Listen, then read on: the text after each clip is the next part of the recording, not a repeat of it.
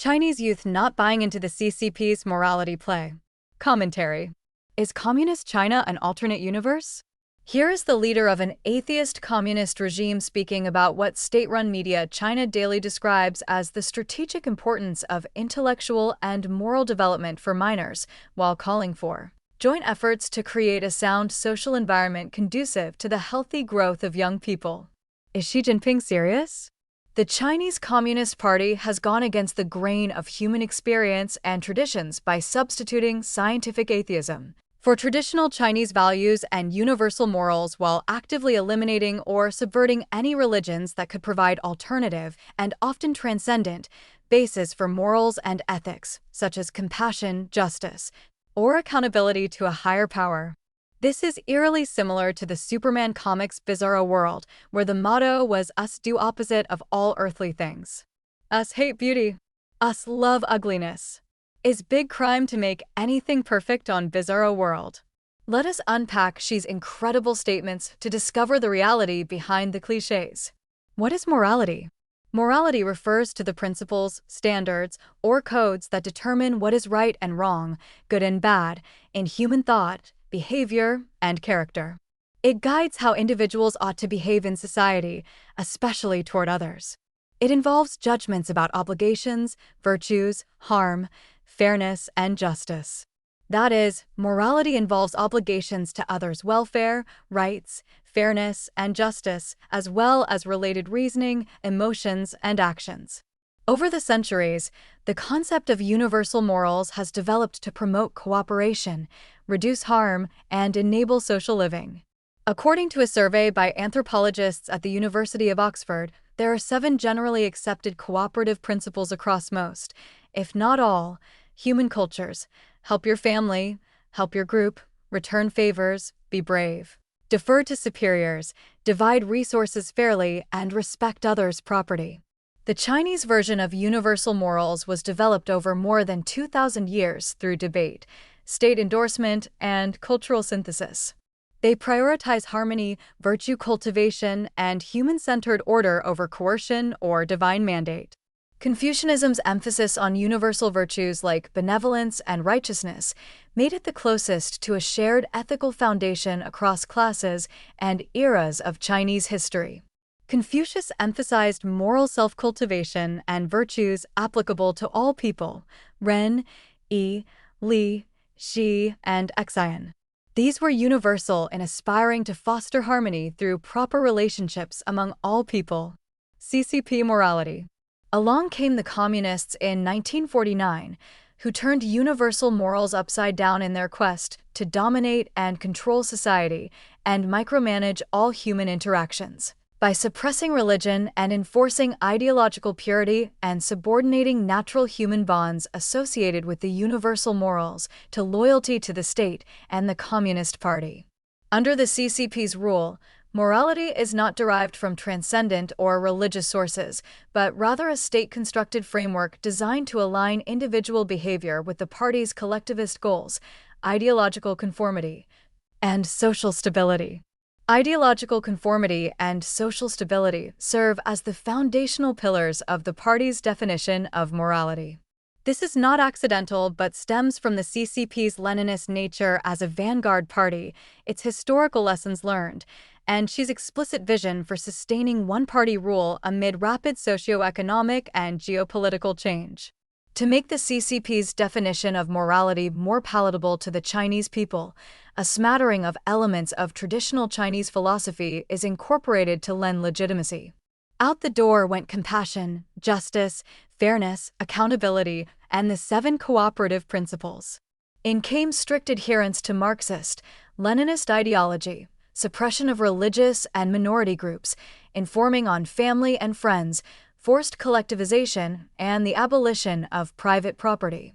Fairness, once seen as divinely ordained or evolutionarily beneficial, as it had been throughout Chinese history, forget about it.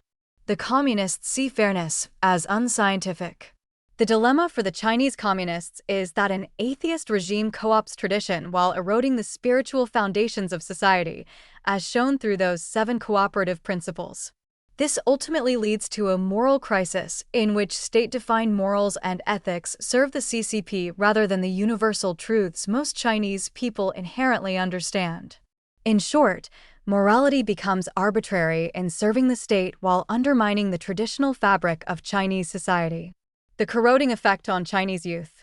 Ample evidence suggests that communist morals face significant pushback among the young Chinese, who are increasingly exploring spirituality, religion, or folk practices amid modern economic pressures, mental health issues, comparisons with youth in other societies, and a general search for meaning in the arbitrary society created by the CCP.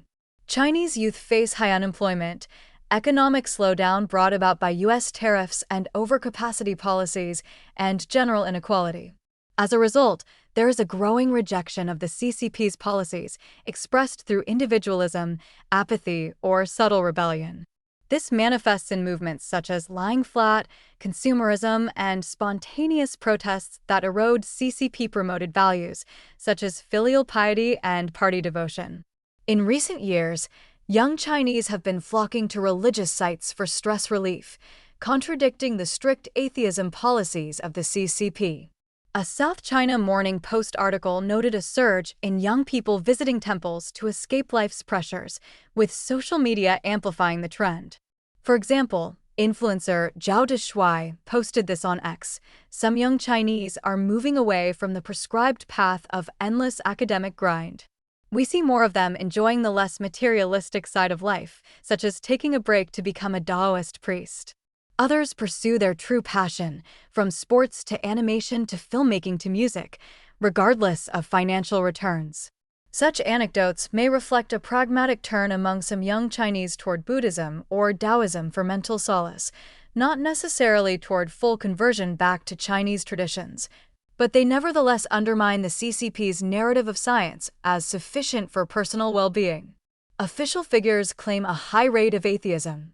A 2018 survey found that 67% of respondents in China considered themselves convinced atheists. However, Chinese youth often participate in rituals without identifying them or themselves as religious.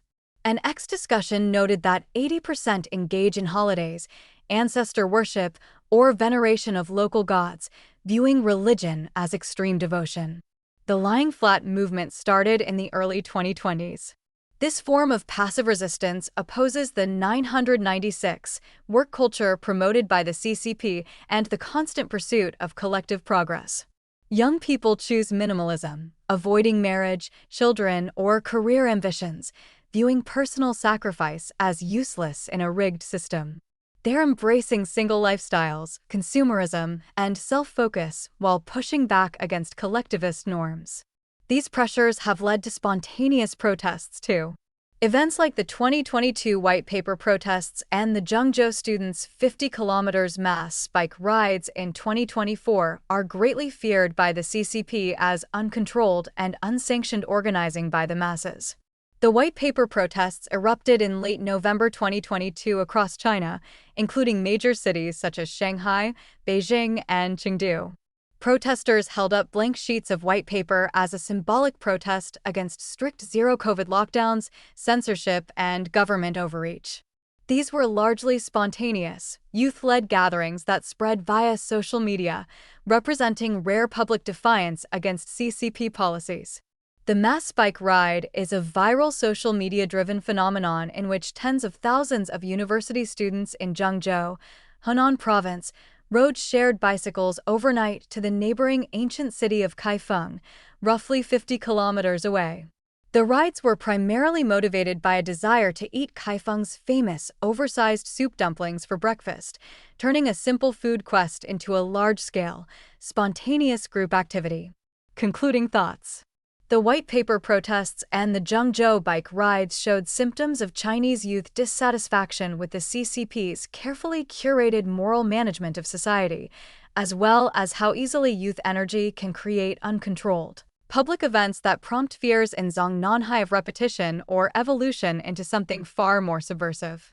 This fits broader patterns of Chinese youth seeking meaning or escape through trends like Tangping, which challenge the CCP's official narratives of harmonious, directed productivity for the collective good.